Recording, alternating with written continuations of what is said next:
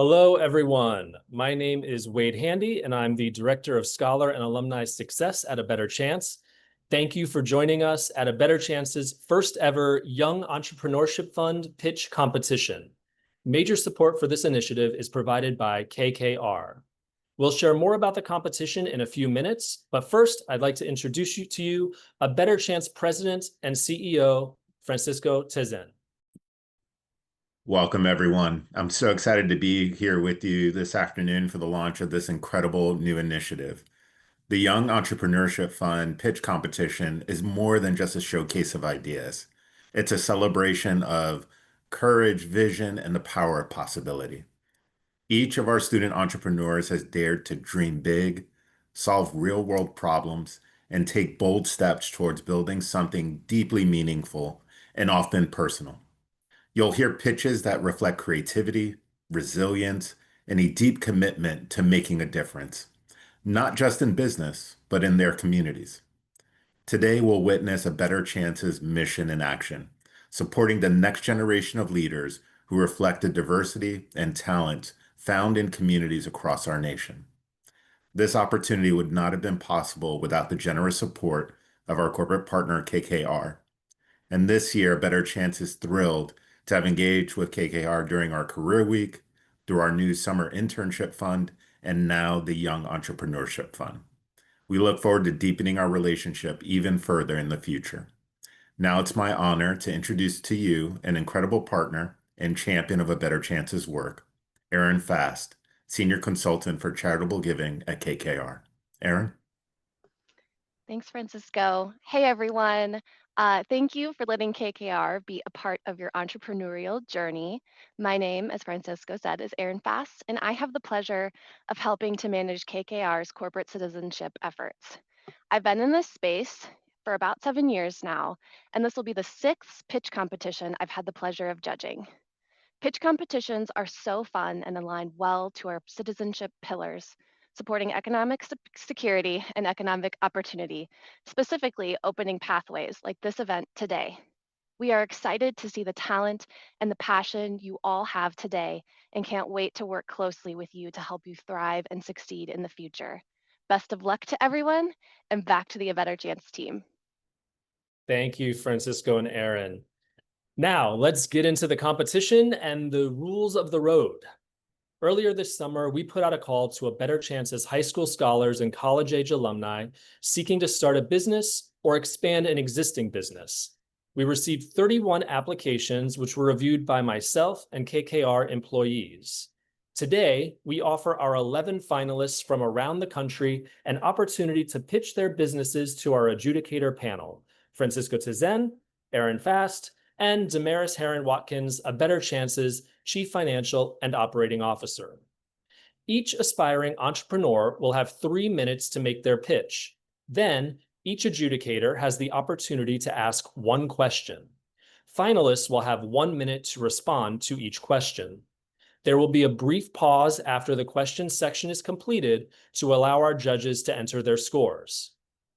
Scoring is taking place using an established rubric, which will assess the viability of the product or service, the problem the business aims to solve and its potential markets, the business's pathway to success and growth, how the business would use the investments, and the overall presentation.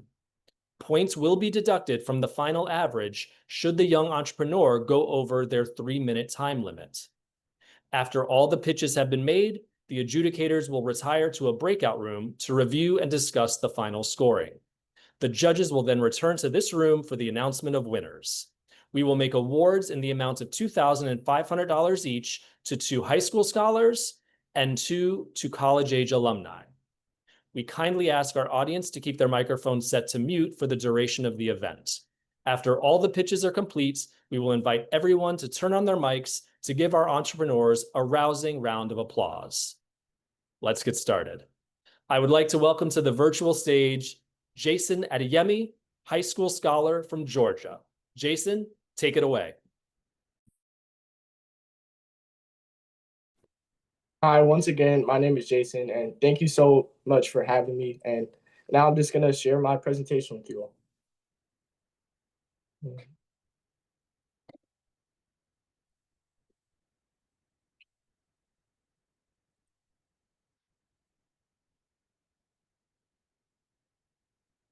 Shoeless Ones, giving back into a sustainable future. Growing up playing soccer, one thing my brother and I weren't truly able to appreciate was our access to cleats. It wasn't until one day when we were cleaning the house when we noticed how many cleats we had that weren't being used. After doing more digging, we found over 40 shoes between the two of us that weren't being used. Since we know this is a common theme with many households, we decided to use these resources to help people in need across the world. Shoeless Ones was created to solve two problems: helping people and preserving the planet. We collect gently used shoes from individuals and businesses and redistribute them to those in need. We believe that a pair of shoes is more than just something to wear. It's a tool for health, dignity, and opportunity. Our process is simple. We collect, clean, and donate.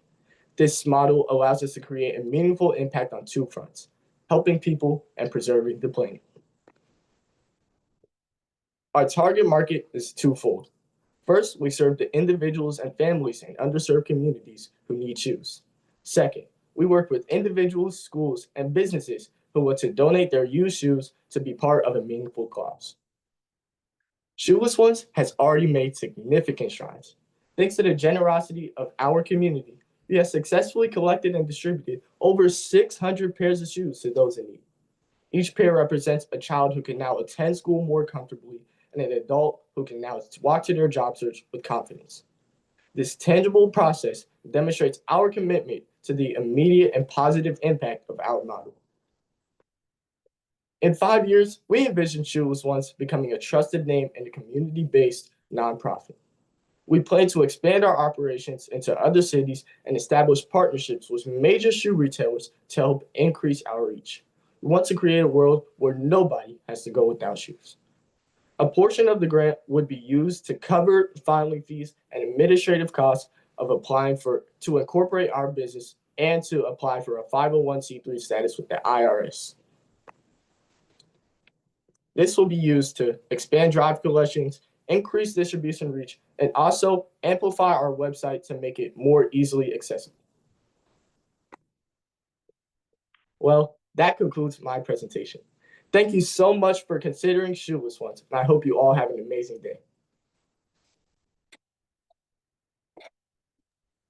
Thank you, Jason. I also am really into sustainability, so really appreciate what you're trying to do with this endeavor. Two questions. I'm sorry, Wade, I'm already kind of going against the rules, but they're related. Where are you operating now? What communities, and where do you expand, or how do you plan to expand, and where? So right now we're operating. I'm in Georgia, and so far we've kind of partnered with some of the futsal places that I play soccer. So one Creekside Futsal Organization and Silverbacks. Those are the two main places we've gone. We've also been to this organization it's called Soccer in the Streets. They kind of train kids it's like a very cheap place to just play soccer and be kind of show yourself. And so we donated there too. And when we expand, we hope to. So I'm from Nigeria as well, so we hope to start to send more shoes over there to help those communities over there, and hopefully we can become more worldwide and keep expanding. But that's kind of the next place we're trying to reach, and that's where we've gone so far.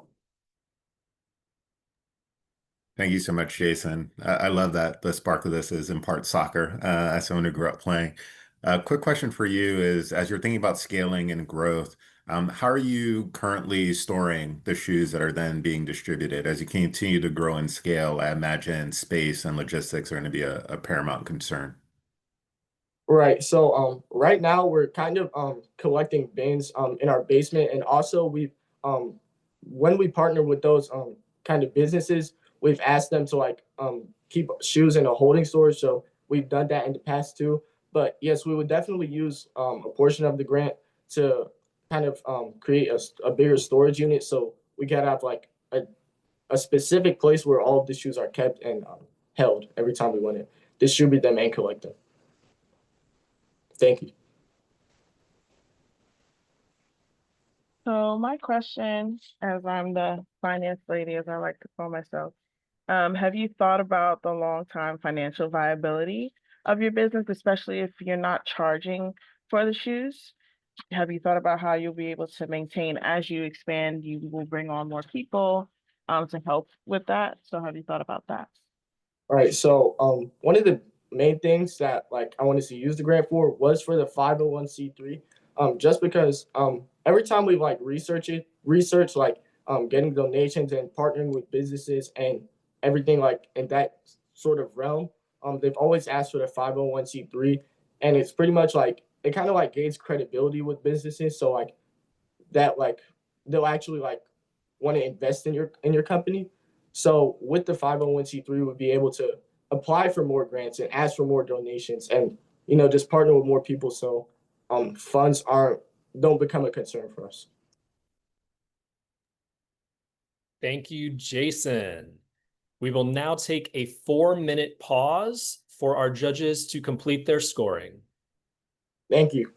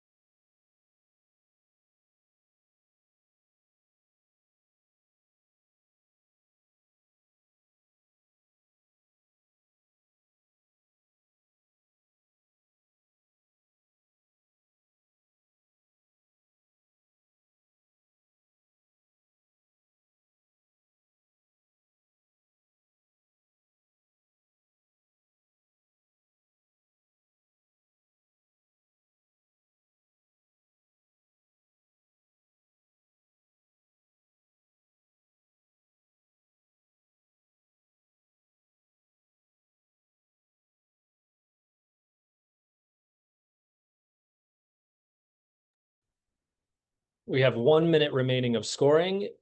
If our next contestant, Lola Christiana, could be ready to go in 1 minute, that would be appreciated.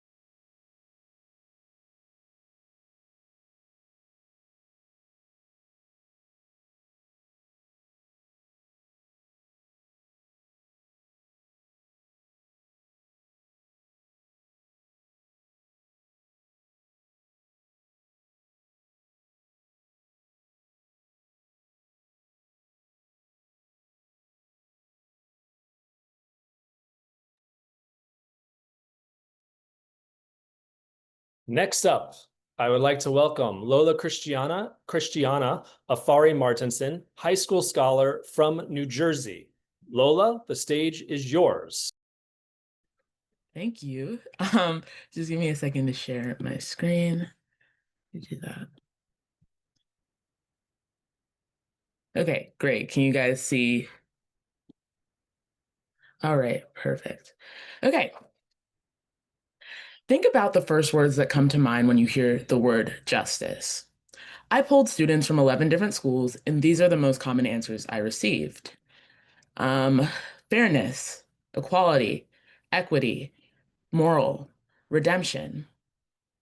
Now think about the first words that come to your mind when you hear the words justice system. Unfair, flawed, broken, collapsed, unjust. There's a huge difference in these words, and I only added one word to the question. The disconnect between these two words is something I've been grappling with for a really long time. So like any person would, I did a quick Google search. What is justice? And one of the best answers that I found is what is fair and equitable. So it would make sense for our justice system to promote fairness and equity. But the recidivism rate in the United States is 82%, and the US has the highest recidivism rate of all developed countries.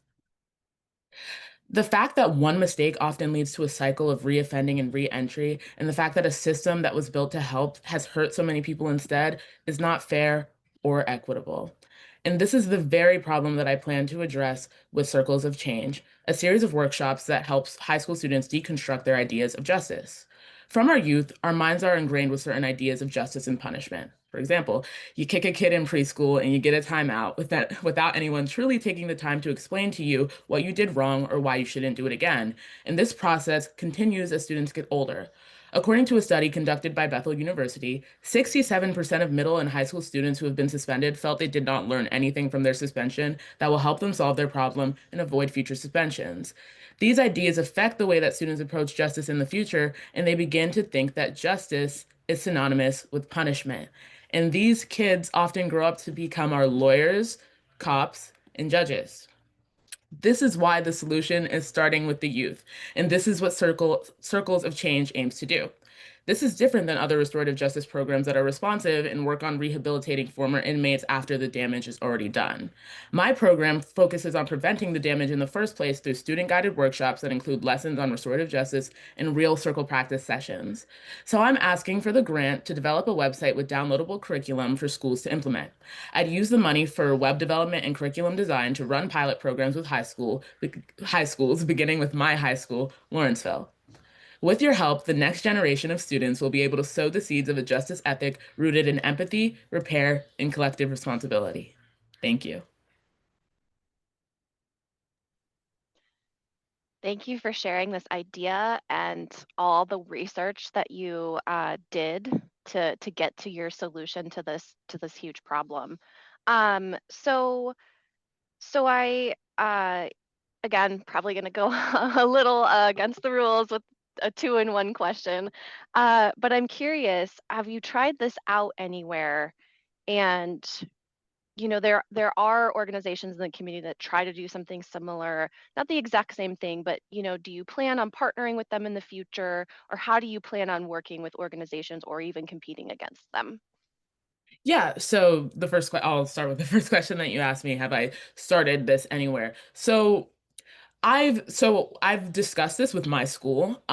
This year I spent a semester away in DC. So while I was still there at my home school, Lawrenceville, I started discussing with the director of DEI at my school implementing this program. And what she shared with me is that my school is already starting to shift to restorative justice, but the thing that they're doing right now is kind of training faculty, because that's sort of the first step in the program that they've already started working with. And a lot of programs that I've researched are like that. They start with faculty and instructing faculty. But what that often leads to is not getting to the students fast enough. They've been working with faculty for many years. So what she kind of told me is that I could sort of help the faculty members start introducing this to students. So that's kind of what my program is aiming to do. Yes, I understand that there are other programs that are sort of focused on bringing a similar thing, bringing restorative justice to schools, but sort of what's different about my approach is starting with the students. And I haven't had any workshops yet. I'm still working on that with my school. But yeah, I have started working on it with my school, and this is definitely something that's going to happen. But yeah, hopefully by this year we'll have a few workshops done. And yes, so my goal is to get more started, but this process has started. Such timely and important work, Lola. One of the questions that surfaces for me is, to what extent are you, for lack of a better phrase, sort of licensing this to schools to then have their students lead these workshops versus you or the entity that you're creating having to deliver all the programming? How are you thinking about that? Yeah, so the main thing with like the my grant request and the use of funds is that I'm asking for the money to be able to do like web design and create like a downloadable curriculum for schools to download. And that will include things like videos from me, but the whole point of this business idea is for students in their own schools to be able to start this and lead this. It wouldn't it wouldn't just be me doing this. Yeah, and the way that I've sort of started to think about this is, as I mentioned previously, I did a semester away in DC this year where I met a whole bunch of students from a whole bunch of different homeschools, and I've sort of started, and a lot of them already hold leadership positions at their schools. So what I've started to talk about them with is potentially them being like the ambassadors at their school who kind of start this program and start the workshops and leading workshops with their student body. So yeah, this is something that is will be started by me, but like sort of run in individual communities by students that are in the schools. For long-term viability, have you really thought about how you would market this? It's very interesting because most or programs don't necessarily focus on the students, but how are you going to reach those students to get them to be ambassadors for this program outside of your website? Because you have to find ways to get people to even know who you are. Yeah, so a big part of like what I was sort of thinking about my vision for this company is social media.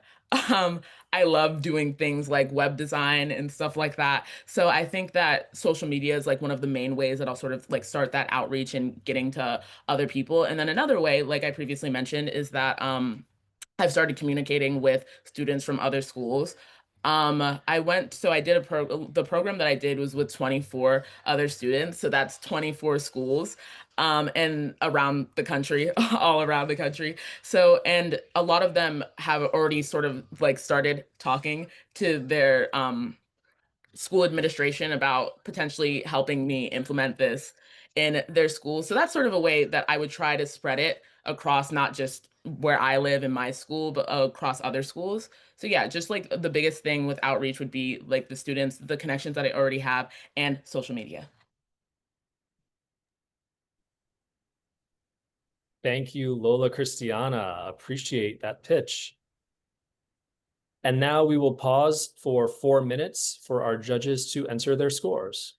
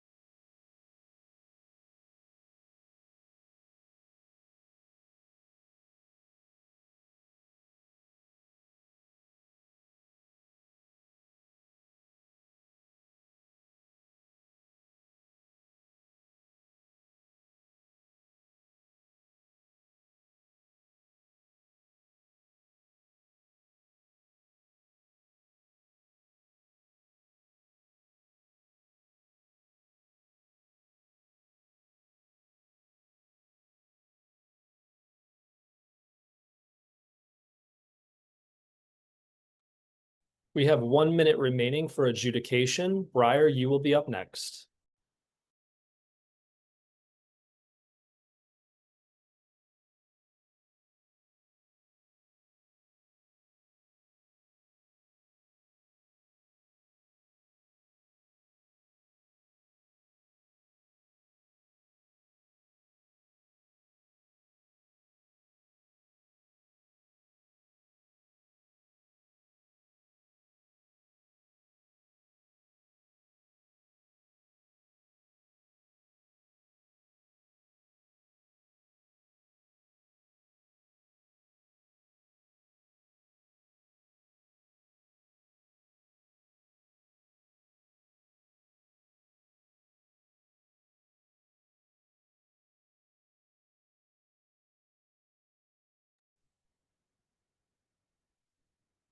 Next, we welcome Briar Bryant, college-age alum from California. Briar, you're up. Thank you so much. Let me share my screen. Can everyone see my screen okay? Okay, great. Sustain AI, making sustainability more attainable. Hello, my name is Briar Bryant. Small businesses, or SMEs, are the backbone of the United States economy. By the U.S. Department of State's definition, these are independent businesses with fewer than 500 employees. But they're also responsible for nearly half of our nation's greenhouse gas emissions. The problem is not that they don't care, it's that they're too busy just trying to survive. Time is money and money is survival. And these SMEs do not have that. Sustainability data can also be overwhelming without the proper analysis tools. Sustainable AI is a new platform that empowers them with the tool for financial health, giving businesses tailored recommendations for the best eco savings, putting money and time back into these SMEs' pockets. A business owner simply inputs a few bills, and the AI does the heavy lifting, giving them a dashboard with personalized insights, like their monthly savings and more.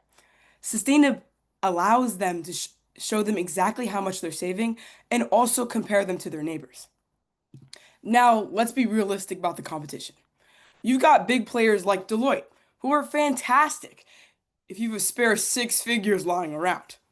Seriously, one consulting can cost a minimum of up to $50,000 to $100,000. Small businesses do not have that. Then you have a free online calculator, which are great at telling you how bad your carbon footprint is, but offer zero help on how to shrink it. They tell you your house is on fire without handing you a bucket of water. Now, how does that make sense? This is where SustainUp comes in. Unlike traditional chatbots or calculators that gives you generic advice like turn off the lights, our AI recommendation engine is affordable, actionable, and personalized.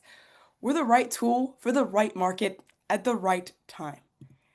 In the US alone, there are over 34.8 million small businesses. My mission is personal. I'm starting right here in my hometown of Old Town Pasadena with around 200 SMEs, giving the people and the places I know and love the tools they need to thrive. The Young Entrepreneurship Fund will be a critical investment, allowing me to register my business legally, set up my website, and interview local small businesses. Then I can build the core AI and minimum viable product. Then I will create a brand identity and create marketing materials to attract beta testers. Finally, I will launch the beta program, get feedback, and make improvements. In 5 years' time, I hope to generate a user base of over 120 paying customers and become the go-to sustainability platform for small businesses in this region.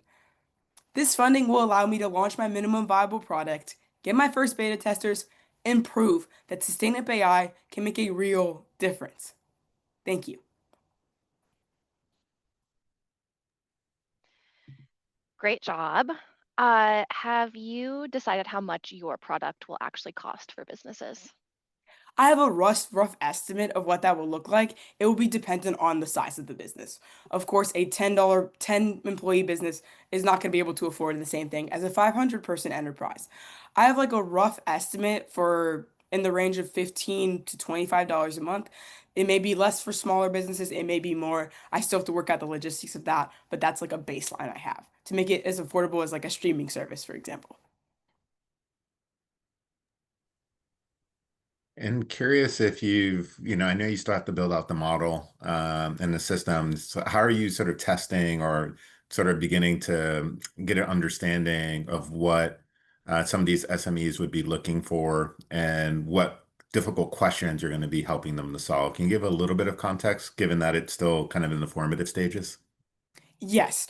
Of course, I don't know what I'm gonna do. Like, I know what I'm gonna do, but I haven't put it into test yet. So this is just the plan for the first businesses.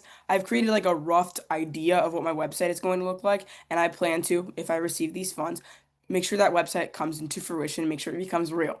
And then I will go around to local businesses. I will reach out via email, via contact forms, and reach out and ask if they can sit down with me for a 10 to 15-minute meeting and tell me about what their sustainability problems are, whether they're having trouble conserving water or having trouble with waste. I will ask them physically what they need, and then I will tailor my website based on what these businesses need. And since most small businesses relatively need the same thing, I will make sure that my business incorporates all those data. And depending on the business, if it is different, I'll make sure to tailor the website a little bit more for that business specifically to ensure that everyone gets what they need out of this website. Since this is a technology-based business, have you thought about bringing on a developer and what cybersecurity looks like as you get people into your system? Yeah, I definitely have thought about developers in cybersecurity. I am going into computer science in a few days, so I have a lot of knowledge when it comes to computer science and software development and machine learning. So with the beginning stages, I will take on that load, but I know that inevitably it'll become harder for me to understand, and someone with a more senior level will be able to do that. And I do plan to bring on developers, and I do plan to also have there's like a specific standard in Pasadena for the level of cybersecurity you should have, and I will make sure to follow that standard. Whether I need to do more research on getting certificates on cybersecurity or bring someone else on for cybersecurity, I will definitely make sure that it is completely safe and make sure everyone can use it, and also make sure not to overburden myself trying to do all these things and try to make sure I'm in multiple places at once. Thank you, Briar. Thank you Thank very you. much. We will now pause for our judges to adjudicate. The pause will be 4 minutes.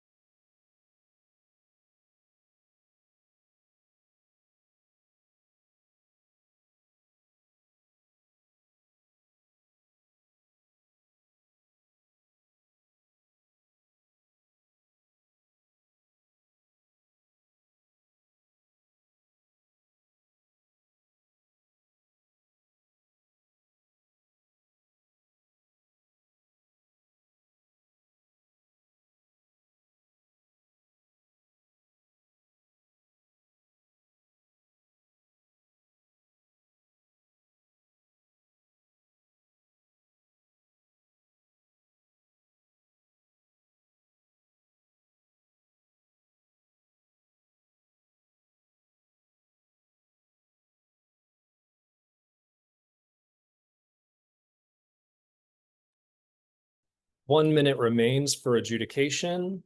Chloe, you will be next.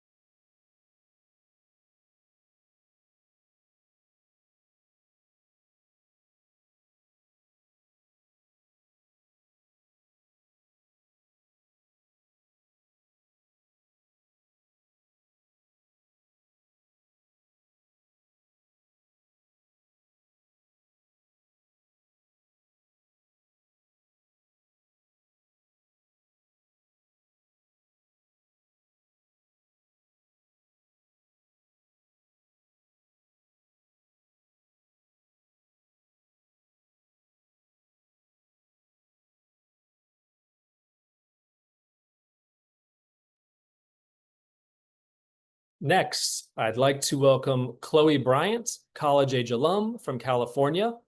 Chloe, take it away. Hello. I will share my screen now and let me know if you guys can see everything.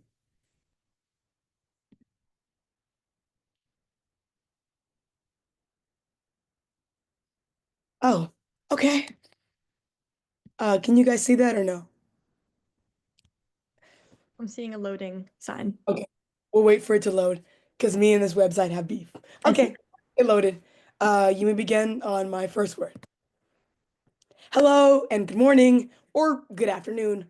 My name is Chloe Bryant and I am the creator of Heartline Studio, a blend of publishing, creative services, and education, where first drafts become love stories worth sharing. Who here has ever had a great idea but felt too overwhelmed to finish it? You are not alone. Many young, aspiring romance writers get stuck, not because they lack passion, but because writing and publishing often feels confusing or out of reach. They face overwhelming self doubt, with 70% experiencing imposter syndrome. For teens and young adults, balancing school, jobs, and well, life, it's hard to find the time and support to grow their craft.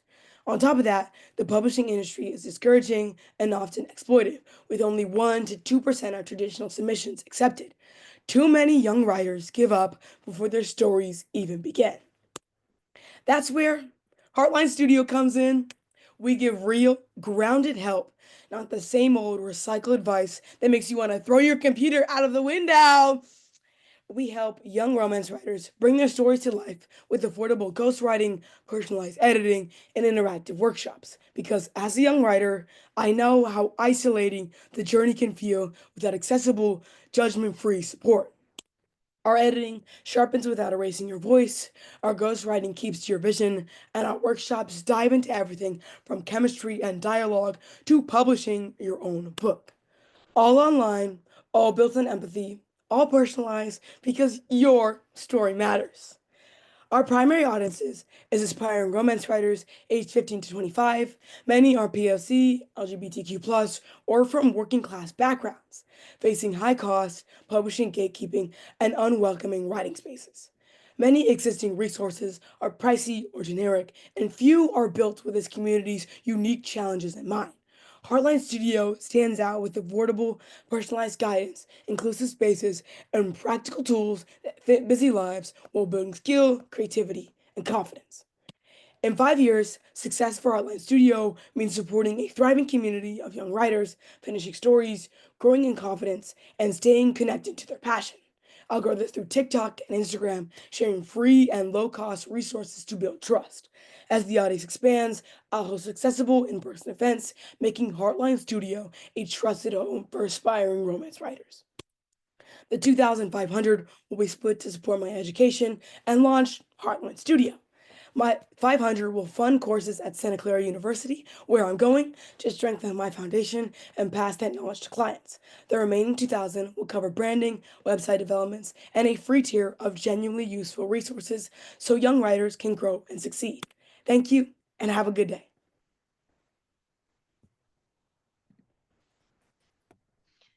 Great job. Oh, I'm so intrigued. I know the romance genre is just booming right now, so really timely solution that you're bringing to the market. I'm curious, how are you planning to customize the advice, the services you give each writer versus how much of it will be somewhat templated, so that you're not kind of overdoing it for yourself? Yeah, of course. So I want to kind of base it off of what I'm looking for right now because as a writer, like I want to write romance novels.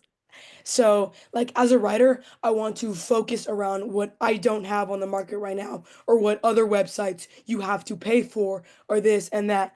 Of course, personalize it makes it hard, but for like the free tier I'm planning on having, I want to have like a base guide on how to start writing, what platforms to look for, what route you want to go, how to do character development, and all that good stuff.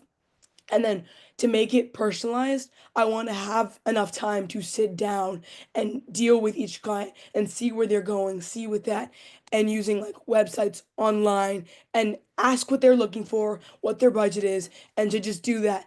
Of course, I don't want to like overdo it, but my goal is to help all my clientele in every step of where they're going. Super interesting. As someone who wanted to write the great American novel and haven't given up yet, this is a very fascinating topic.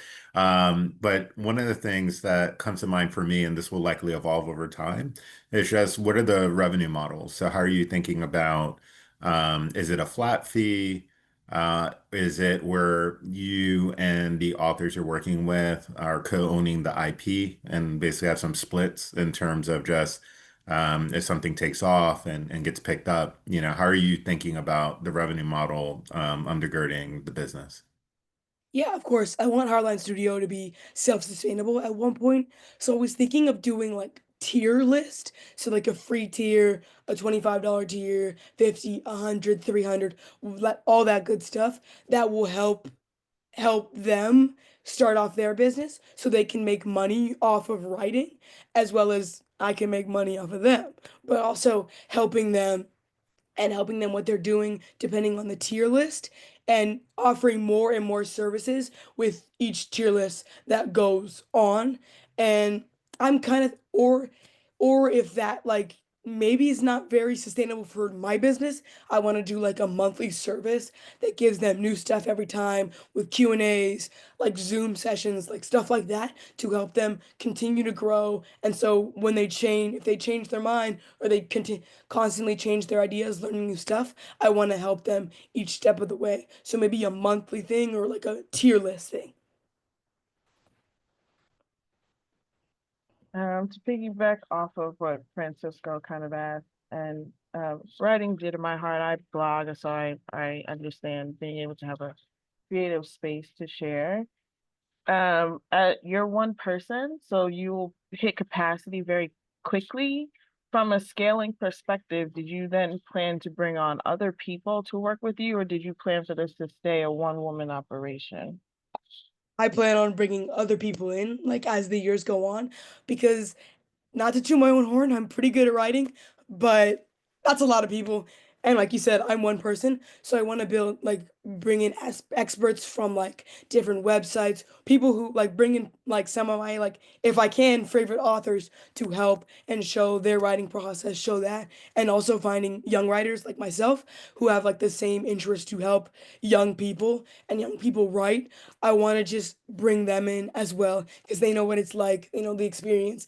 Because of course, like I've written on Wattpad, I posted like the whole spiel, I posted everywhere, but there's only so much that I know, and of course I'm gonna like do my research and do all that stuff. But as the years go by and the business grows, I fully plan on bringing more expertise into it and helping me and making sure that they stay true to like my business motto and helping young writers.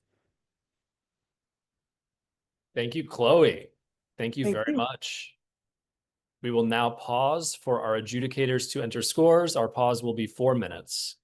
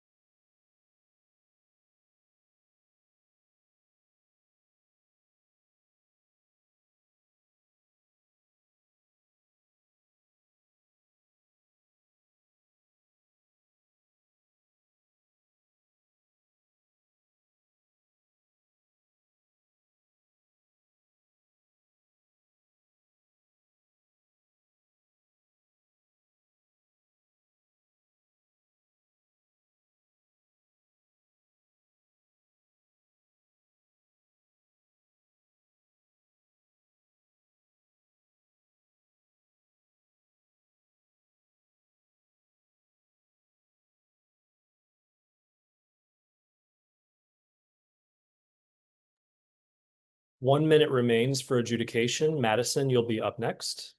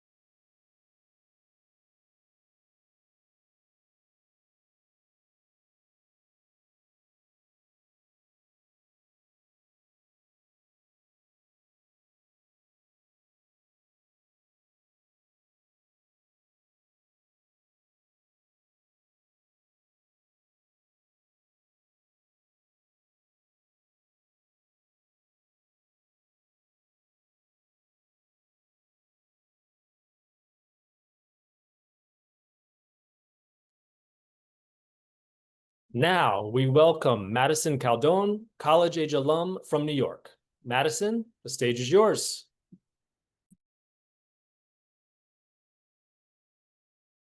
Hi, good afternoon.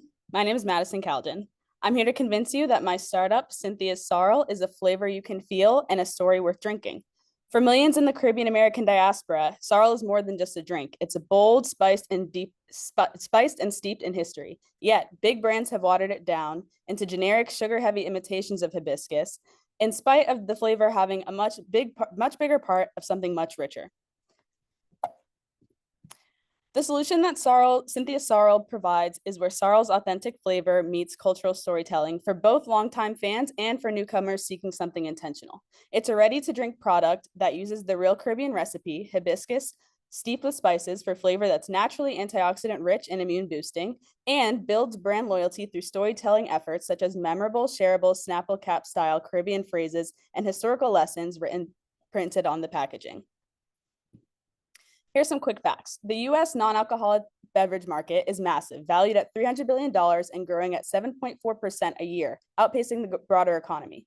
Within this, hibiscus flavor has momentum shifting from a niche botanical to mainstream flavor, with product launches up 45%. But despite the demand, the market isn't delivering the real thing. None of the national products have cultural labeling, even with millions of Caribbean Americans in the US, and most are not even brewing actual hibiscus, but using artificial flavors and dyes. My growth strategy for Cynthia's Sorrel is phased and research-driven. I'll start with pop-up sales and product feedback where I know demand is strong. In Brooklyn's Little Caribbean, where I was born and raised, home to the largest Caribbean diaspora in the world outside the region itself. Next, I want to collaborate with high visibility events such as the West Indian American Day Carnival and especially Curl Fest, which reaches thousands of culturally aligned consumers and generates billions of media impressions. Finally, once we built credibility and community loyalty, we'll scale to national online sales and select retail partnerships. Cynthia's Sorrel is built from lived experience, cultural heritage, and deep community ties. I'm not guessing at this flavor. I grew up with it, as did many others. The $2,500 will directly fund my CurlFest vendor application and participation. With your support, we can reclaim a cultural treasure and transform it into a market leader. Thank you so much for your time. I'd love to answer any questions. Great work. I can't wait to taste your beverage. So can you go into a little bit more detail in how you plan on getting this beverage to the masses? One of our winners in our Bermuda pitch competition is also trying to do something similar with a Bermuda flavors. And like you said, big market. So just very curious how you plan on getting this to the masses. Yeah, so my great grandmother has taught me all of her recipes. So I've had practice already making recipes and tasting and having other people try it. I think what I want to start with immediately is small scale brewing and using licensed commercial kitchens to produce and allow me to sell through pop-ups and festivals and other direct to consumer events. And then once that has started, I think the business will transform into something much bigger. And I'd like to create kind of like an e-commerce channel that will allow me to sell online to much bigger audiences. I have a question more on the sort of marketing and communication side. And as you mentioned, it's a growing sort of sector just within the beverage industry. And there are a lot of competing brands that may not have the authenticity that you're clearly bringing with this product. How are you looking and thinking about the messaging and ensuring that Cynthia Sorrell can stand out? Yeah, I think authenticity is definitely the foundation of my business idea. So I think kind of like I talked about, I don't want this to just be a product that you can drink. I want it to be kind of like a shared experience in a bottle. So I think I would want to focus a lot on the marketing of the product itself and also be very intentional about the packaging. I'd like to tell a lot of stories, use terminology that people from the Caribbean would know and understand. But I also don't want to make this a product that's limited to just people who would know it in the Caribbean. So I want to make sure that I'm communicating what's in the recipe. I'm not just using dyes. I want to steep the actual flour itself, and definitely market the health benefits that are really just within the ingredients. I don't that are there themselves. So I am of Caribbean heritage as well. I make this drink myself. So this is I love this, but Grace, brands like Grace's, which you probably are familiar with, have a chokehold on the market. And then in West Indian restaurants, they often have their own sorrel products that they make themselves. How are you, or how do you think you'll be able to crack into that or break into a market that already has um, major players in it? So how do you feel you would be able to differentiate? For sure. I think so far the research I've done, it seems like well, obviously I've seen firsthand a lot of Caribbean owned restaurants and smaller grocery stores already are making sorrel. But I think it's just sad to see that at much bigger corporations like a Target or a Whole Foods, there's no ready to drink grab and go sorrel option. So I'm not necessarily trying to compete with what already exists in the market for sorrel. I'm trying to use that same authenticity and those same recipes, but make it available on a much wider scale and also make it something that you don't have to already know about to go and get for yourself. Thank you, Madison. Appreciate that. We will take a 4-minute pause for our adjudicators to enter scores.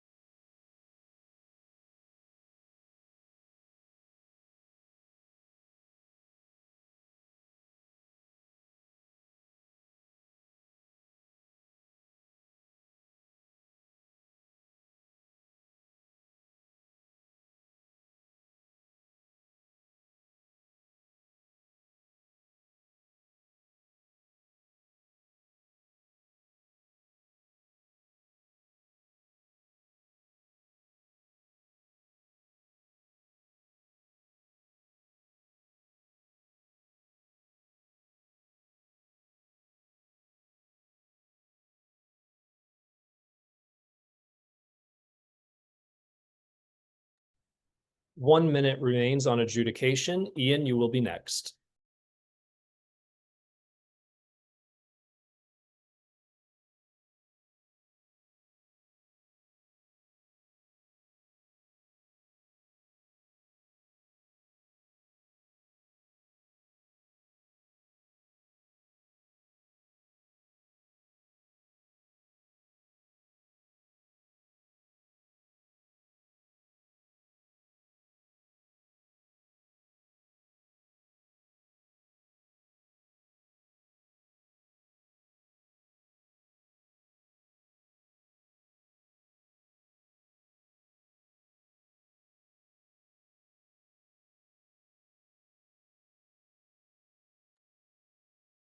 Next up, I would like to welcome Ian Chen, high school scholar from California.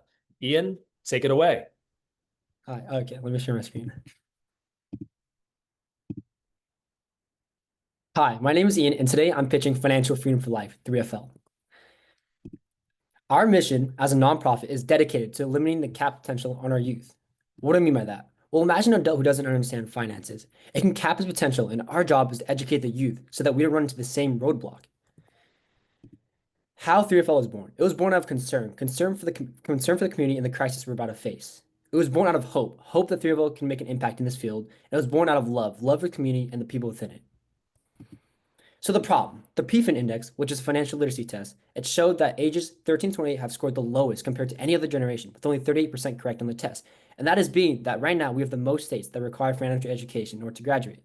And also, according to the World Economic Forum, as of 2024, adult financial literacy rates in America have stayed at around 50% for the last 7 years. So clearly there's a problem. And the problem lies within the current curriculums. First of all, there's a lack of engaging content, and it really boils down to one thing: connection. I've been to many of these courses and many of these classes, and it boils down to they don't connect with the audience, and that's obvious. But also, at the same time, the connection is bringing relevance, and bringing relevance is really important to the kids for them to understand why it's important. Secondly, technology. They're not helping kids leverage technology and using that as an advantage. And lastly, they're not teaching the psychological effects of money in their curriculum. So why 3FL is a solution? Well, there's 3 big reasons. First, it's made by high schoolers for teens, meaning I know I can guarantee you I connect best with these audience members. And that means I can keep higher retention rates and keep them learning. Additionally, I'll be able to do this through a multitude of ways through the gamification of my curriculum. Secondly, 3FL will partner with summer camps such as Aim High, which I'm an alumni of, and which serve underprivileged kids. It will give them the resources to teach this course, meaning 3FL will directly target the audience who needs it the most. Lastly, we'll have a whole module explaining our mindset when it comes to money and how, by understanding our biases, we can then solve them.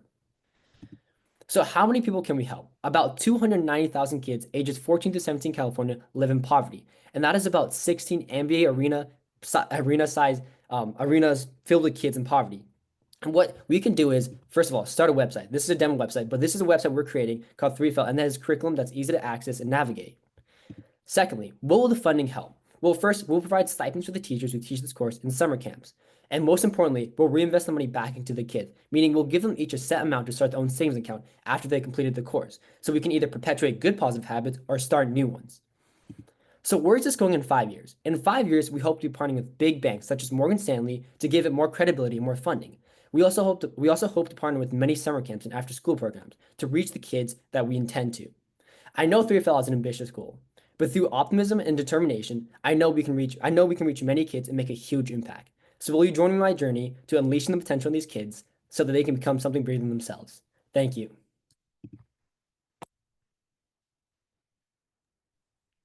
Great job. Can you go back over how you as an organization plan to make money? Yeah, so we're a nonprofit at the start. I mentioned we're a nonprofit, so we're not making money. Essentially, what we're doing is giving all the money back to the kids and reinvesting into the community, because that's really one of the most important things I feel like with these nonprofits, reinvesting back into the community. So that's what we're going to be doing.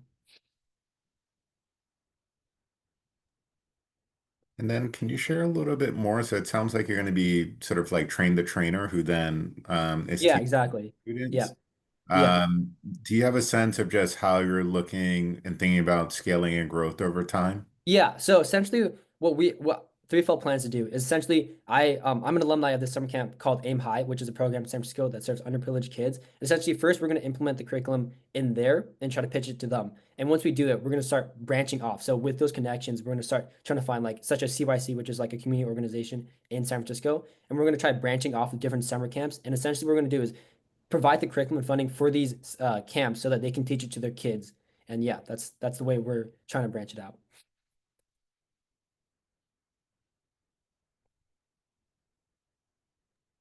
Okay. So just want to say off the top, although you are a nonprofit, nonprofits do need to make money. So I just want to help you reorient that thought process. You do need to make money first. But secondly, for the long-term viability, as you grow and stop being a high schooler, because that will happen, how do you hope to make sure that you remain relevant and your curriculum remains relevant as you then move on and grow yourself? Yeah, so the plan is that throughout these, as I said, when I go to college and everything, throughout this time period, we're gonna have surveys actually for all the class members, and they're gonna fill it out. And essentially, what we're gonna see is we're gonna try mapping out the problems with this curriculum, so that as time goes on, we can make changes and we can adapt as a nonprofit, and so that we can create something that's relevant to today and that kids can continue using for the rest of the time period. Thank you, Ian. Appreciate that. We will now take a 4-minute pause for adjudication.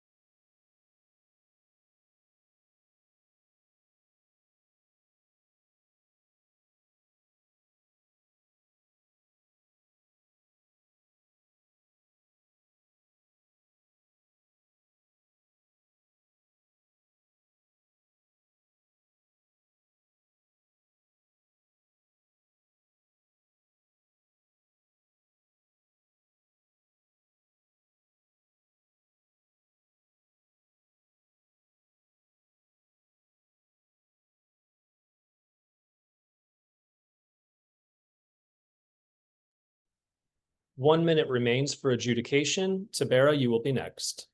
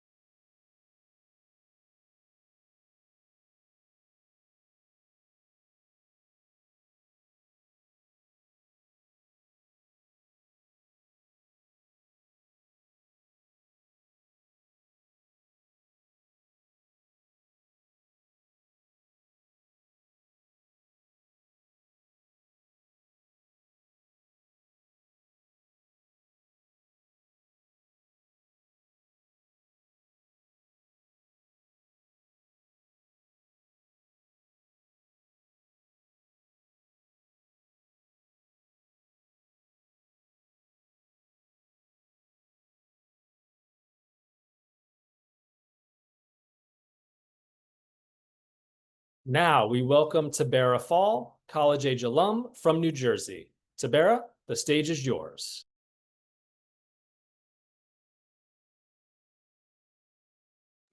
Hi, everyone. I'll just take a second to share my screen.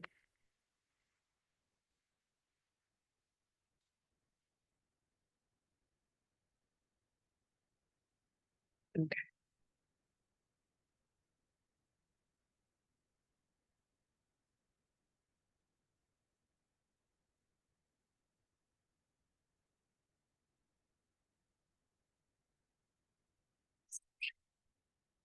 Second.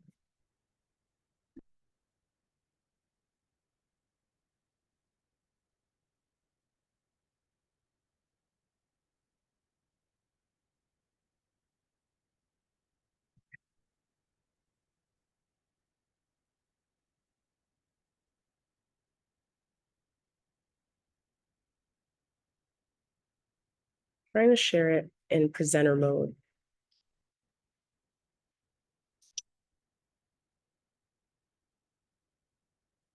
All right, let's try this.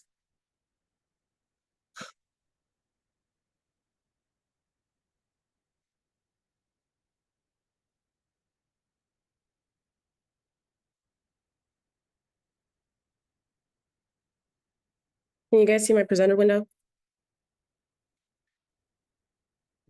Yes. Yeah, I see this Okay, audience. It says enter full screen mode. do you only see the presentation? Or We You can can also always see click your enter tabs at full the screen bottom. mode. It says audience window. This window is what your audience sees. Yeah. And then enter full, you just need to click enter full screen mode. It's in the middle there, Tabara. Hover down again, right there. oh, okay. This, Yeah. I think so. can you guys see it? Did Can you you guys click see it it? now?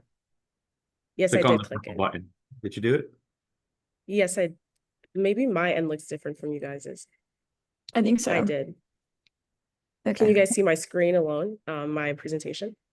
No, we're looking at It's blocked a by the pop-up audience window. notification that says audience window on it. That's really weird. Okay, I'll stop sharing again.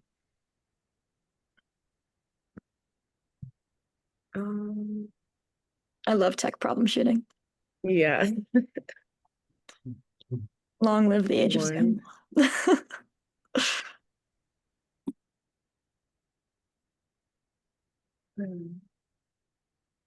Let me try this again. I don't know if this helps, but when you do presenter mode from Canva, it has like two separate screens, one that only you can see and one that the audience can see. So you were probably on the one that you can see. So to be able Yeah. X, you just have to like go back to the previous tab and like X out of it for us to be able to see the whole screen. Okay, so I'll just get out of the screen that I see. Yeah. And then, okay. All right. Let me do that then.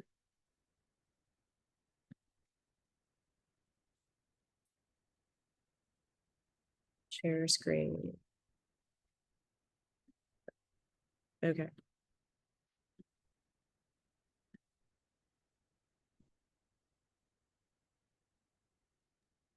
Beautiful. But now I can't see it. Can you guys still see it? Yes, we can see it. Yeah. Okay, perfect. Oh my gosh.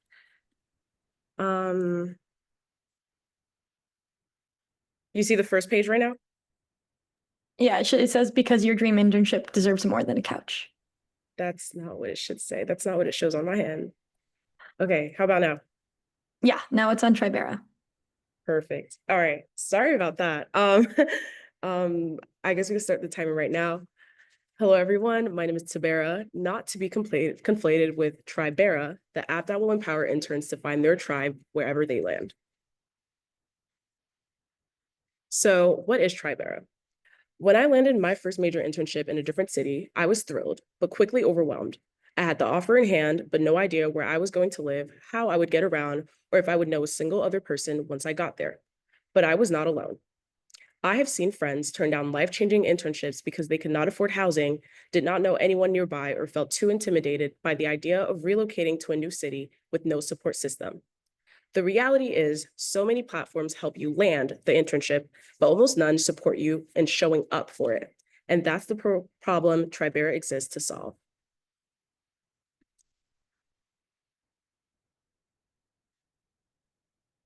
Tribera is built for the thousands of college students, oh my gosh. Tribera is built for the thousands of college students. This is weird. Is my screen glitching back and forth? It hasn't moved. Yeah, we're still seeing the first slide. How about now? Yes, good. All right, apologies. Tribera is built for the thousands of college students and young adults who land internships every year and then find themselves completely overwhelmed by everything that comes after the offer letter.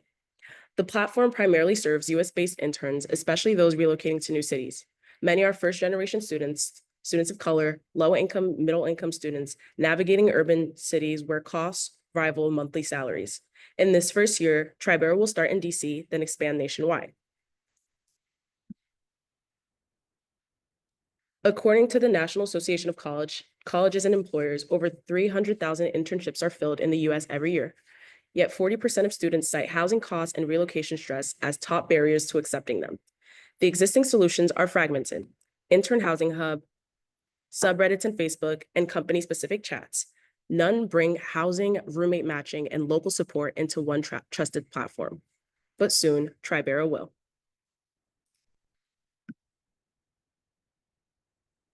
We'll start with a free model to build our user base in DC before expanding nationwide, monetizing through event tickets and affiliate housing partnerships in year 1, business-to-business subscriptions for universities and companies in year 2 and 3, and partnership referral fees from housing and transportation providers in years 4 to 5. This award would fund our minimum viable product, legal protections, and first wave of users. Specifically, we'll use a portion of the awards to build the platform for profiles, messaging, and housing filters, as well as branding and our domain setup, later on LLC registration and trademark filing, targeted social media ads to interns in our launch cities, and then small-scale community events and college ambassadors for our outreach to universities. Invest in Tribera because your dream internship deserves more than a couch. Thank you.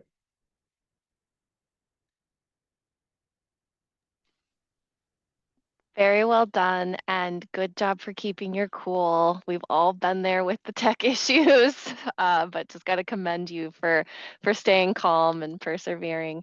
Can you share a little bit more details about your plan for expansion? I love that you're starting small in DC, but where do you want to go next and then next? That is a great question. Thank you so much for asking.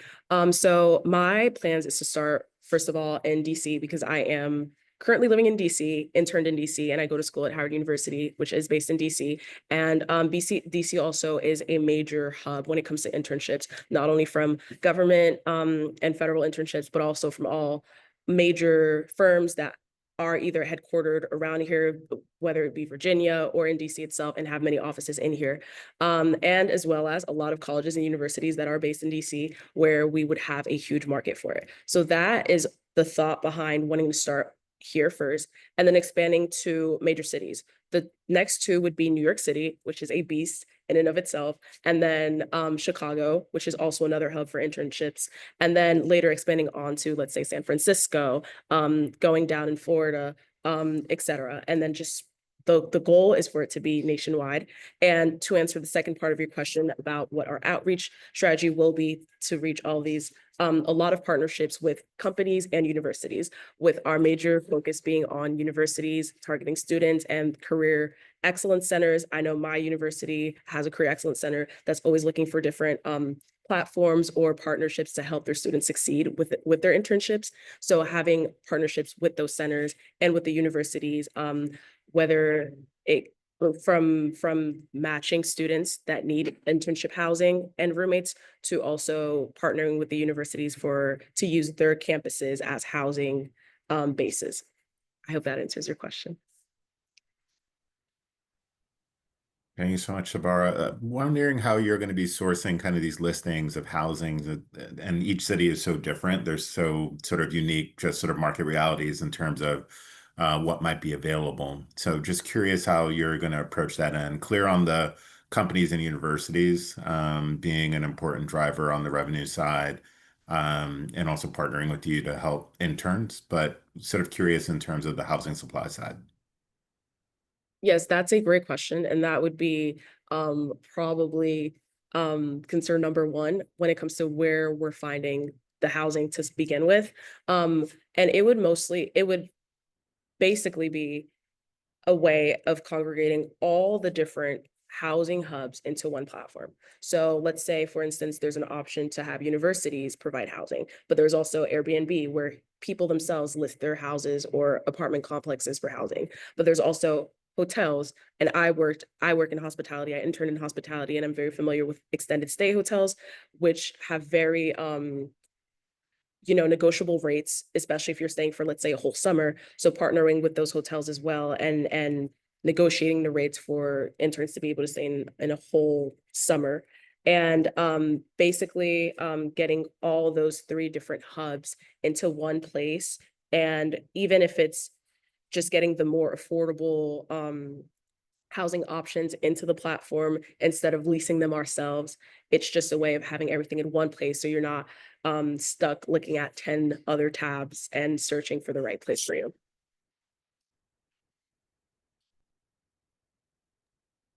For a long-term viability perspective, have you considered looking at crowdfunding and even series funding to raise money? And if not, why not? Sorry, will you repeat that? It was breaking out a little bit. Yeah, sure, no problem. So my question was for long-term viability. Have you considered crowdfunding to raise funds and even series funding? And if not, why not? I would say most definitely. Tribera is not something that I've already launched and founded. So this pitch competition is my first step towards that. And then once we have the initial funds and I'm able to build my MVP, the minimum viable product, I would later be able to present it to other potential investors and, even incorporate community funding or fundraisers and be able to share a product that's at least viable, even if not perfect, for other people to be willing to invest in it and raise funds. Thank you, Tabara. Thank you very much. We will now take a 4-minute pause for adjudication.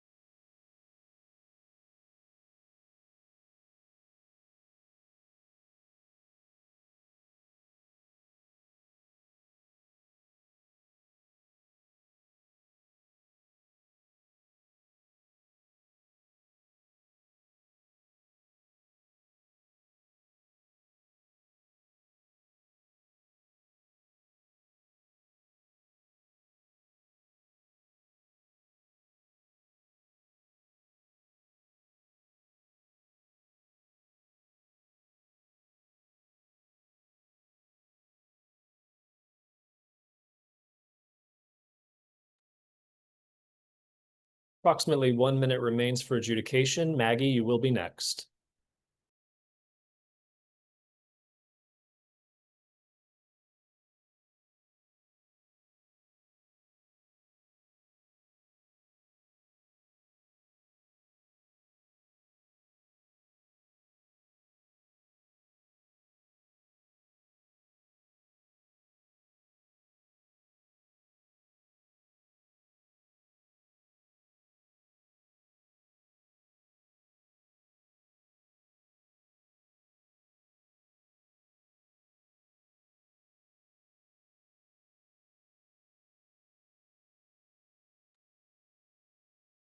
Next up, I would like to welcome Maggie Mercado, high school scholar from California. Maggie, take it away. Thank you so much, Wade. Hello, everybody. I hope you're all doing well. Give you a minute as I share my screen.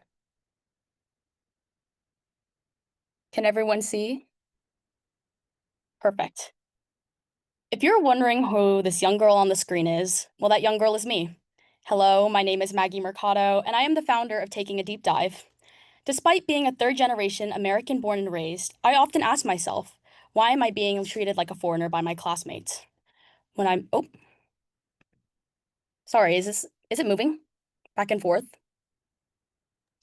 Hold on.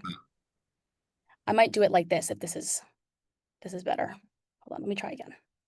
If you don't mind me restarting. I do not know how to work Zoom in these ways, so. Perfect, okay.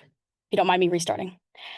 If you're wondering who this young girl on the screen is, well, that young girl is me. Hello, my name is Maggie Mercado, and I am the founder of Taking a Deep Dive. Despite being a third-generation American born and raised in California, I often ask myself, why am I still being treated like a foreigner by my classmates? And when I moved to Massachusetts for high school, I discovered that other API students from around the country grew up with similar experiences like I did.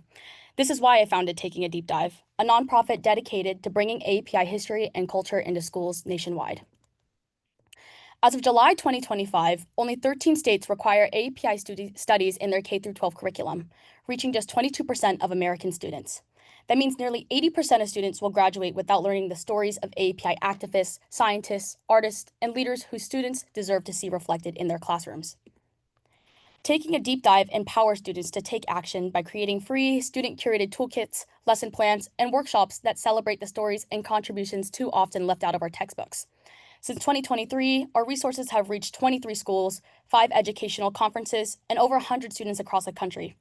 And every time, students report back to us the same thing, that they wish they had learned this material sooner. When history erases entire communities, it tells that group that they don't belong. It portrays them as outsiders. And for the API community, it points to them as a target of racism, violence, and discrimination. We've seen it happen in the 1800s, we've seen it happen in the 1900s, and we still see it happening today in the 2000s. Ignoring that history ensures it'll repeat itself over and over again. However, when we educate, when we empower, and when we engage our communities, cycles of hate are broken and make API experiences fully seen. Visibility is what dismantles stereotypes and is what drives lasting change within a system. That change starts in the classroom. Teaching API history in schools shows that API history is American history. Now, this is not an ask to start. This is an ask for us to scale our mission. With the Entrepreneurship Fund, we want to take this impact further. We will award 5 $250 scholarships to empower student leaders by giving them the resources to launch their own API cultural education projects, starting a book club, building a website, hosting community events, the list could go on. These student-led initiatives will create immediate impact with the goal of directly engaging at least 100 students within their first year of launching. Additionally, we will invest $1,250 to take our online lesson plans and develop hard copy handbooks designed to equip our student leaders with the tools to confidently teach and apply our materials.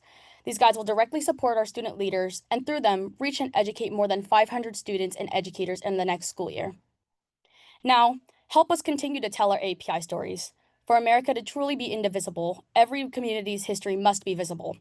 When API experiences are taught, shared, and celebrated, we build a nation where no one is erased, and that's what makes the biggest difference. Thank you very much. Great job. How do you plan on getting into those 37 other states? So I feel like that was definitely like our biggest thing when we were first launching in 2023. Our founding state is in Massachusetts, and we were working primarily with schools in the area. I go to a boarding school, so it really was working with local other boarding schools, Phillips, Exeter, Groton, all these sort of schools that are in the area. And we're talking to students who are like, man, like how are we going to really reach these people? Like it's not just simply building a website and putting that out and putting our work out there, but it really is just being able to work with those students, and get our brand out through word of mouth. And that's what we hope to do with the Entrepreneurship Fund, because truly it is through working through word of mouth and meeting other students that are dedicated towards working towards a cause in order to be able to reach these states. We never thought that we'd be able to reach 23 schools across multiple different states across the United States, but sure enough, it happened. So we know it could happen for the 37 other states that have yet to be able to implement those works within their schools. And we hope to be able to grow our mission by working with students within our network and being able to branch out and reach other students that might be in these states too. Hey, Maggie, one of the questions that jumps out at me is, especially in this moment, I think we're reminded of, school systems are very complex, and there are a lot of, at times, conflicting opinions, different policies, and so navigation can be really challenging. So, wondering how you're thinking about, is this, primarily geared towards independent schools? Are you thinking more broadly and thinking about public and private institutions? And how do you sort of navigate that complexity where policy, POV, and everything else can really have some impact in terms of adoption of your idea? No, thank you so much for that question. I think, yeah, like the biggest thing right now that we wanted to, especially with the heat of the moment, like where education is especially under attack, that is the one thing that we're trying to, I guess, navigate towards or work around or understand how students could implement these. So we do work with both private and independent schools. Both of them do it differently. I think what I guess makes us different is the fact that we work directly with students. We often see a lot of these organizations addressing API history we see government addressing API history, implementing it in those 13 states. But we never see, I guess, students really taking the grassroots action and being able to do the work themselves by being able to be like, hey, I want to step into my community and understand how I could teach this curriculum and teach this history and teach you sort of motives. So our goal is to just be able to continue doing that sort of work, being able to empower students to take that sort of grassroots action by providing them with the curriculums and the necessary materials that they might need in order to implement them in their schools. So, and I think in that, like, it is really just understanding like the communities that these students might come from. Some might come from student like communities that might be, I guess, more politically engaged, understanding like the political scope of things, but it really just is being able to provide with the students that want to take that necessary action in their schools and make those sort of dreams come true.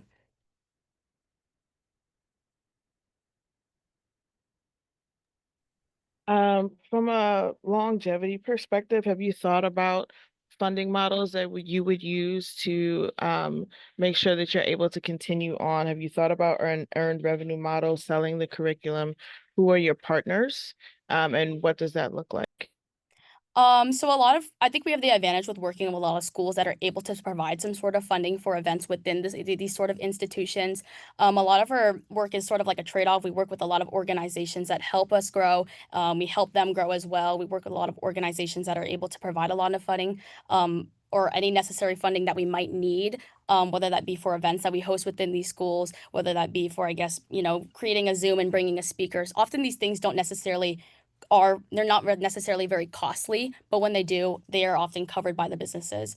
And we hope with this fund, it continues to grow our brand and helps us, I guess, build better relationships with those schools, helps us build better relationships with our business partners and the organizations that are helping represent us, so that when we grow our brand, we can return to them. And, when we're asking for that necessary funding, when we need the funding for maybe like an event or maybe like hosting a conference, or we need some sort of transportation money to bring like a school to another school, we could return back to those schools and those organizations that are working directly with us in order to be able to get that necessary funding. Thank you, Maggie. Thank you for sharing. Thank you. We will now take a 4-minute pause for adjudication.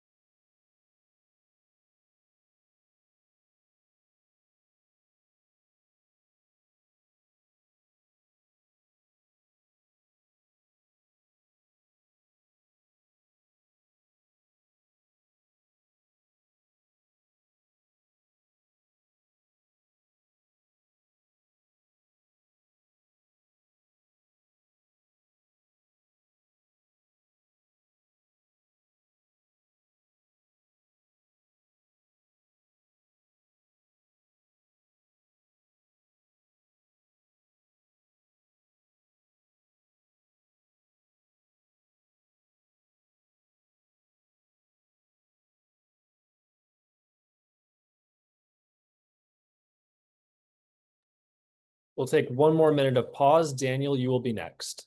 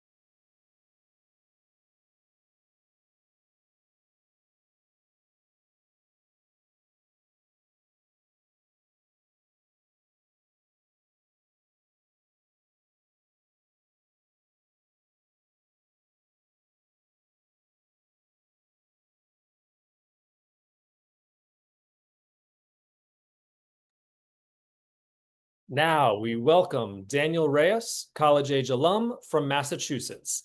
Daniel, the stage is yours. Thank you very much, Wade, and thank you very much, ABC, for this opportunity. I'll just take 1 second to quickly share my screen.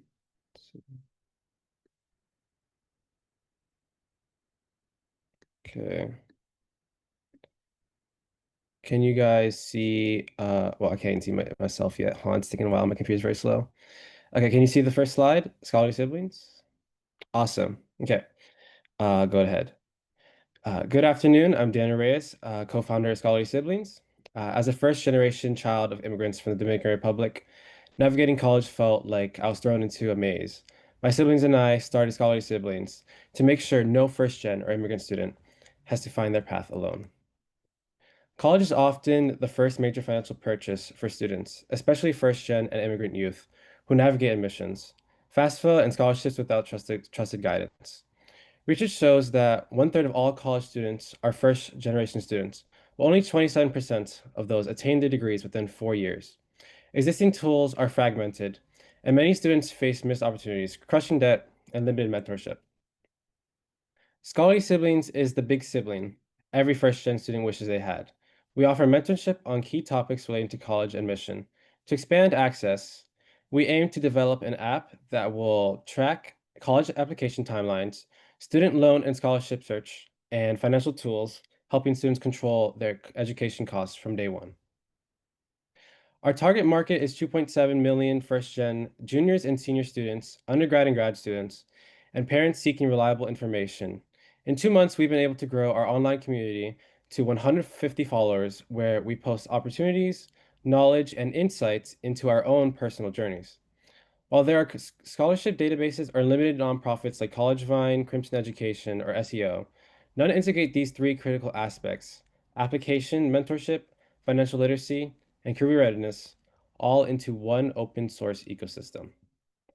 Our sibling dynamic, lived first-gen success, and proven ability to secure over 1.5 million in scholarships combined and admissions to top institutions, fellowships, and networks such as Coca-Cola Scholars, Questbridge, and Harvard, just to name a few, make us uniquely relatable and effective.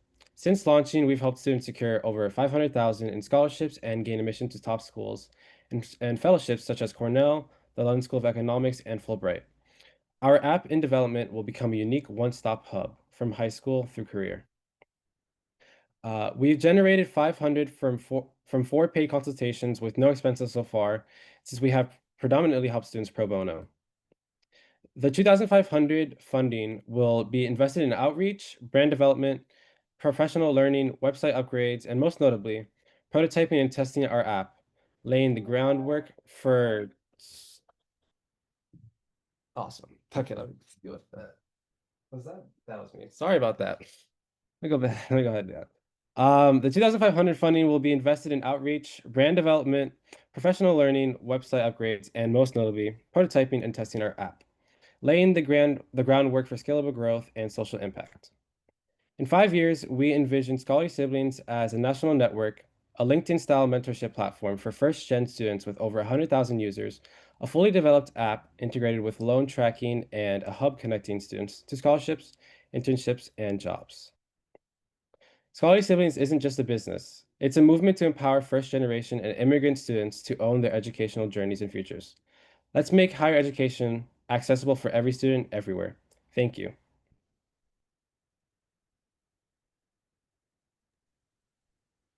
Well done on the success you've already seen through the work you're already doing. So, do you have a target date for when you want that app to launch?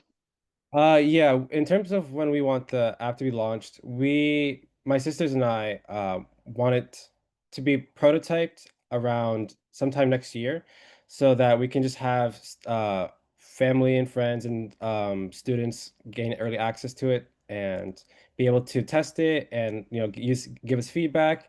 It wouldn't really necessarily be anything grand, because in terms of the slide 8 where we talked about like the LinkedIn style like network, because it's going to be really huge in terms of um, a loan tracker, college admissions tracker, everything such as that. We would only scale it up one by one. So we would first just start with high school juniors and seniors, and then go on more, going into loan tracking, and going to financials, and every year just continue to build up on that. But for now, we would like it done by next year. And then Daniel, how are you thinking about revenue models? So is it going to be sort of fee user based? Are you thinking about sponsorship opportunities, collaborations, partnerships? Just curious if you can provide a little bit more context there. Yeah, thank you very much for that question. In terms of revenue, we've thought about online webinars where we would it would initially be free so that we can just have, again, more feedback from our clients, and then eventually would scale up to like $5 per webinar and then $10 for a webinar. We would have in-person pop-up with like our communities with organizations that we already work with, as previously mentioned, QuestBridge, Posse, just to name a few. And be we would reach out to those communities as they often also have their own kind of, I think, like resume workshops that we would ask to join. And from there, we would also have social media. I think I don't want to share again, but I had a slide about our Instagram page, and so that would also be another way to market and grow our community. Just so yeah. Francisco stole my question, but that's okay. Sorry? I said Francisco stole my question, but that's okay. When you were talking about how you had raised about $500 at this point through doing consultations, or is that something that you would be doing in tandem with the app? So you would be raising funds through the app and also by doing these consultations, or is the focus just gonna shift to the app itself? Yes, we would do both. Thank you, Am I sorry, can I ask a follow-up then? Yeah. So if you're gonna do both, how do you plan to scale the consultation portion of this? Yeah, so my oldest sister, she has a lot of friends since she's, in her career, working as a mom now. And during her time in college and post grad, and just also being very worldly as she's traveled a lot, she's gained a lot of connections, and has a lot of friends that she's helped with these consultations, and have also requested to help us in this journey. One of her friends would be helping design our app, for example. And so, in terms of your question, we would just reach out to our current network from both in person, sorry, both from both friends and our networks from current organizations. Thank you, Daniel. Appreciate you sharing. Thank you We very will much. now pause for 4 minutes for adjudication.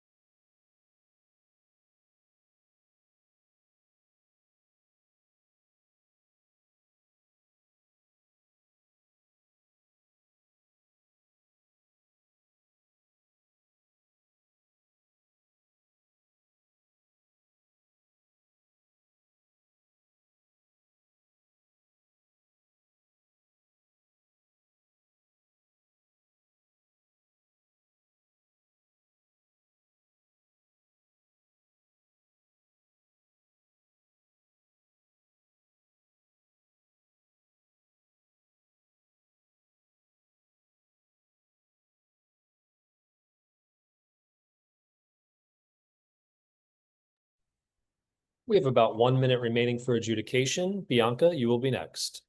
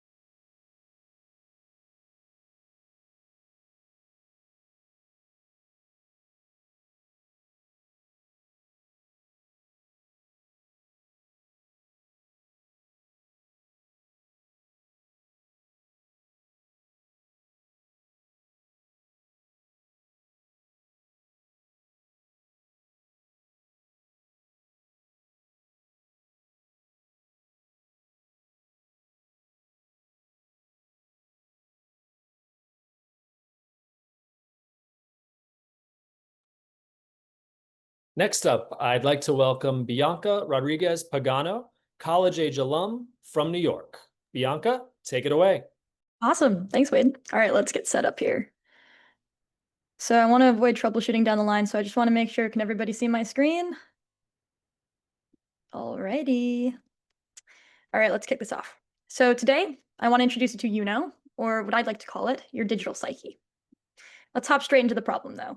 Introspection and trying to get to know yourself and what you want in life is hard. And it's even harder when solutions, whether it's like a meditation app or even a fitness app, are fragmented or inaccessible. These wellness and health apps don't really push their users to understand themselves holistically from the ground up, right? So these users don't really commit to consistently using these apps, and then they don't really get the behavioral change that they want out of it, right? And this is kind of where Uno steps in. Uno is AI powered, but don't let that scare you, because it's meant to make introspection feel easy. We do this mainly through two ways. We ask users to upload journal entries or even notes from friends, even audio text, and then connect to any apps they're willing to offer us. So that can be their financial app, their social medias, their LinkedIn's, their camera roll. And we use these to model what we call the user's digital psyche, which is just all of the themes and subconscious values and beliefs that they have across different life areas. But the thing about Uno that's different is that we're not really trying to tell our users what to do, and we're not even trying to encourage them how to act. What we want to do is distill these insights, right, about your values, about what you think subconsciously, and put that in front of you so that it can, over time, cause lasting change in your life, right? And then we do this mainly through our psyche space mapping, which you can see on the right-hand side. We split users' lives into certain sections or life quadrants, whether it's work or relationships, and then underneath all of these clickable themes, you actually see threads of these subconscious beliefs or values that we've extracted both from your journal entries from a subjective standpoint and from more objective data points from like your spending or even necessarily like what you're posting online, right? And over time, this is supposed to spark change in users so that they understand themselves better and they know what they want to change actionably about themselves. So who are we actually targeting here? It's an app, so we need people who are already tech friendly, whether that's millennials or Gen Z students, maybe even college students, and people who haven't necessarily explored the wellness space but are interested in it. We know that they're overwhelmed by this barrage of self-help content that we're getting through Instagram, through even LinkedIn for professional help, and we have trouble sticking to new habits. And so I know that I and these users would use Uno because they're able to see themselves from an objective point of view all across their lives, right? And being able to see yourselves holistically like this helps you kind of reflect and think about what you want. Because of this, we're kind of trying to find the nice happy medium between what apps do for like meditation apps or fitness apps, and also journal entry apps, where there's this focus on wanting to change, but not necessarily being told what to do.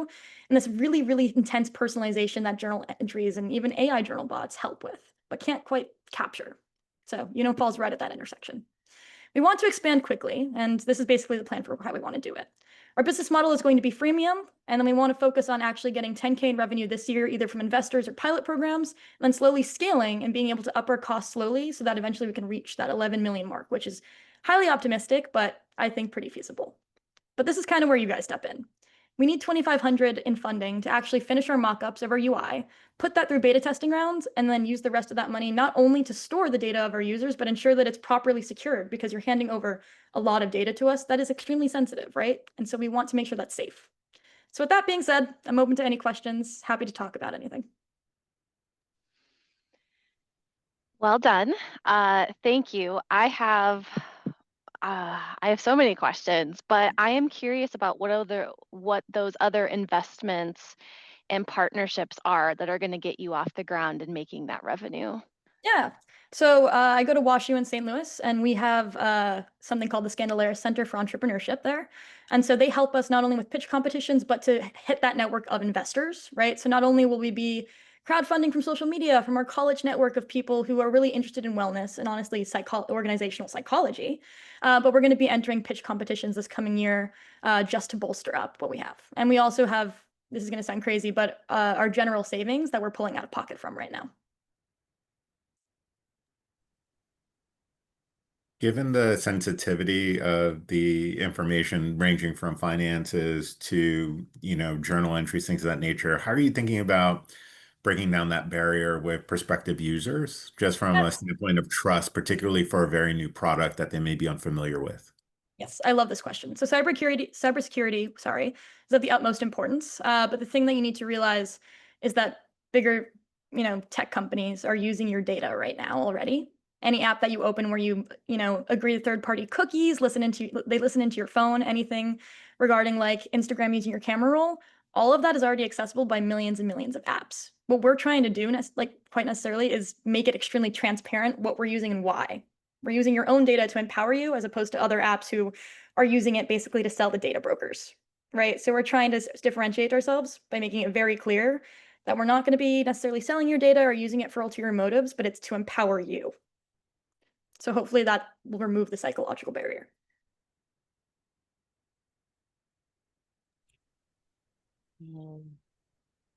From my end, you are very focused on the market being 22-year-olds in that college space. Those people are going to get older. And so how do you plan to have the app grow with them so that they will maintain or stay on with you long term? Yeah, I love that question. I have a breakdown of our target demographics here. Primarily, I said university students, but that's mostly because they're the most tech savvy, right? They're usually the early adopters of technology. A lot of universities and even workforces, what they do is they actually will buy like Headspace or Calm for their employees or their students, right? So as this target population kind of grows, we want to start looking into B2B models so we can actually like set a proposed plan for employers to actually buy this service for their users. And not only does that mean that users are getting insights from the app, but it also benefits employees because if this data gets anonymized, they can see how users are like their general employee population is feeling emotionally towards their careers, right? So it's a win-win. Thank you, Bianca. Awesome. We will now take a 4-minute pause for adjudication.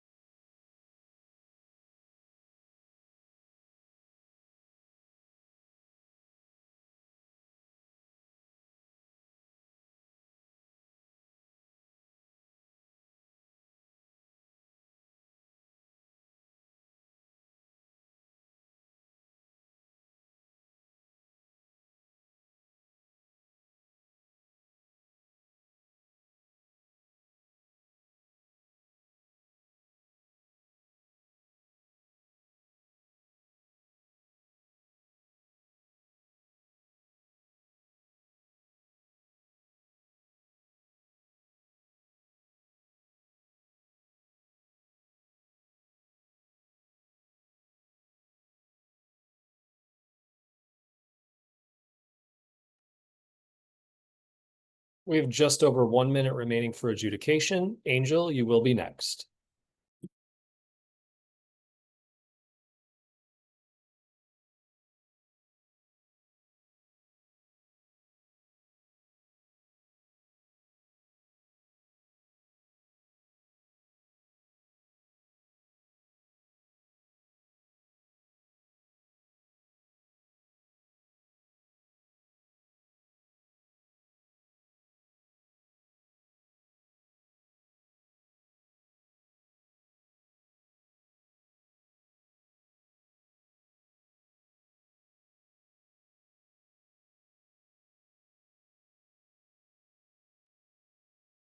Now, we welcome Angel Song, high school scholar from California.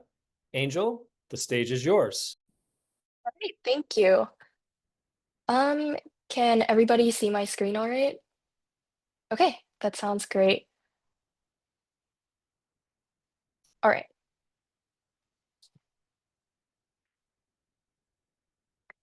Okay. After serving as a youth representative of my neighborhood council, or NC, in Los Angeles for over a year, it becomes quite clear to me how NCs are the important bridges between the average citizen and the city. However, here's the small problem with this issue.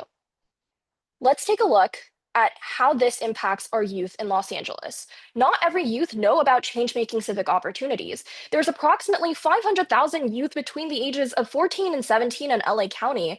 However, we still are plagued by low youth local civic engagement and also the youth tendency to avoid civic opportunities due to public speaking anxiety. And these things actually reflect in the data. In the city of Los Angeles, there's 99 neighborhood councils with only 50 youth seats, meaning 50 people can serve. And out of these 50, 19 seats still remain vacant as of August 2025. And this data shows us, and this leads to why I present Civicate Youth. Civicate Youth is a nonprofit that offers two key services. First, which is a free online database of civic opportunities, but secondly, are public speaking workshops taught by local high school debaters, which culminates with an online tournament. And at this point, you might be wondering why public speaking? But youth representatives must be comfortable with public speaking. As a representative myself, I've had numerous situations where I had to get up in front of people, especially adults, and express my opinion in front of this crowd. And I know how anxiety inducing this can be for the general majority. So Civicate Youth does two things. First, we help dispel public speaking anxiety. But secondly, we prepare youth for future leadership roles. So in sum, we don't just share civic engagement opportunities, but we also prepare interested youth to take on a leadership role and succeed in that position. And this seems like an appropriate time to take a look at our competition. Our competitors include DoSomething.org and Civics Unplugged. But there are two key differences that differentiates us from these competitors. First is that we provide free public speaking training, something entirely unique. We prepare youth for long-term success in this way. And secondly, we have a focus on hyper-local civic spaces in Los Angeles. This provides insight into an area our competitors don't target because they tend to focus on nationwide or statewide issues. So let's quickly do a budget breakdown. And this seems pretty straightforward, but just to provide some clarity, speech workshops and tournaments will be taking place online entirely to increase accessibility, but the $900 will be allocated for annual Zoom subscriptions, prizes, and etc. And lastly, let's go through a 5-year vision. We'll be hosting regular online speech tournaments for more youth in the area, and also establish branches of Civicate Youth in other American locations, and finally, increase youth neighborhood council election turnout by 25%. Thank you so much for listening, and now I'm open to any other questions. Great job. Definitely can tell that you do have the expertise in public speaking. So you're a great representative of your organization and your vision. How are you planning to scale across the US? Right. So recently, we actually achieved around $3,000 in funding. And as a result, we went to a conference in New Jersey for this program that gave us this funding. And this conference brought in youth leaders from over 27 states. And we did a lot of networking in there. And we've spread our organization for potential branch leaders. And we believe in like similar ways it's possible for us to scale our organization across the nation. And Angel, curious that as you continue to grow and scale, it sounds like you're focusing primarily on online for the near term. Do you envision in-person offerings or things of that nature? You know, one of the things we found even at a better chance is that that blended option is so important, particularly as people start developing sort of virtual or Zoom fatigue, if you will. So curious if you can shed a little bit more light there. Yeah, definitely. There are actually a lot of outlets for us to conduct in-person workshops. In fact, we're going to do a presentation and a workshop in the LA Congress of Neighborhoods event that's going to be occurring in September. So for the city of Los Angeles, for example, there's a lot of these conferences where neighborhood council leaders and youth leaders can come in and provide their own workshop opportunities. So we are definitely exploring in person. However, for now, we are focusing on online activity as well, just to increase accessibility. From a funding perspective, looking long term, how do you think that you'll be able to build out additional revenue streams? Are you looking at partnerships? Are you thinking about monetization of these webinars? What is your thoughts? Yeah, totally. That's a great question. And as a nonprofit, we're seeking to receive a lot of grants and funding, just like from the Carnegie Young Leaders organization that I just referenced. And we're currently in the process of receiving another $1,000 more from another organization that we're applying to. So for now, we're going to be operating on grants, but also because our online nature doesn't require us to spend too much money, we believe that we have a pretty sustainable model, and these in-person opportunities are almost entirely free as well. And monetization of webinars are not really something that we're trying to do just because we want to increase accessibility of these public speaking workshops, but we are also considering maybe monetizing one-on-one training sessions for increased public speaking opportunities. Thank you, Angel. Thank you for sharing. And Thank to you. all of our aspiring entrepreneurs, please feel free to turn your microphones on and celebrate the wonderful work that we have shared here today with a round of applause. Congratulations to all of you. Thank you so much for sharing. At this point, our adjudicators are going to move into a breakout room to make some very tough decisions. We invite our young entrepreneurs and guests to take a break for 10 minutes. You may keep the Zoom running or leave and return. We will continue at 3:20 p.m. Eastern Time.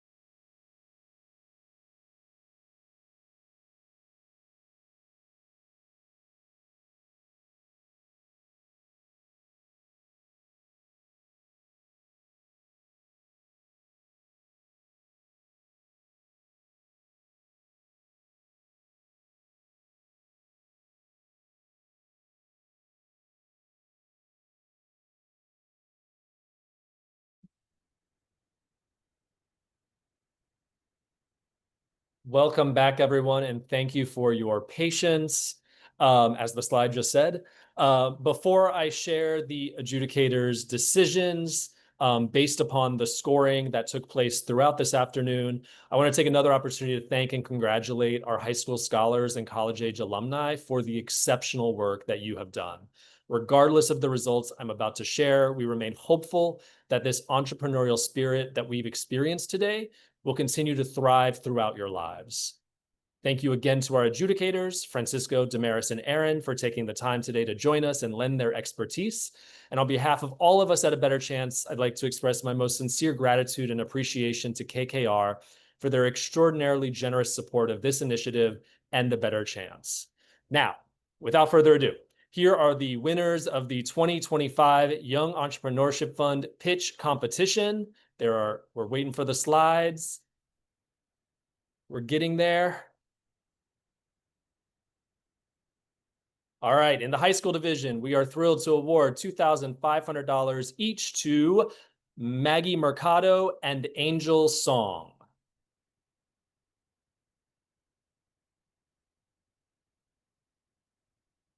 The slides are there we go. Maggie Mercado and Angel Song. Now, in the college age division, we are thrilled to award $2,500 each to Tabera Fall and Bianca Rodriguez Pagano. Let's give our pitch competition award winners a round of applause.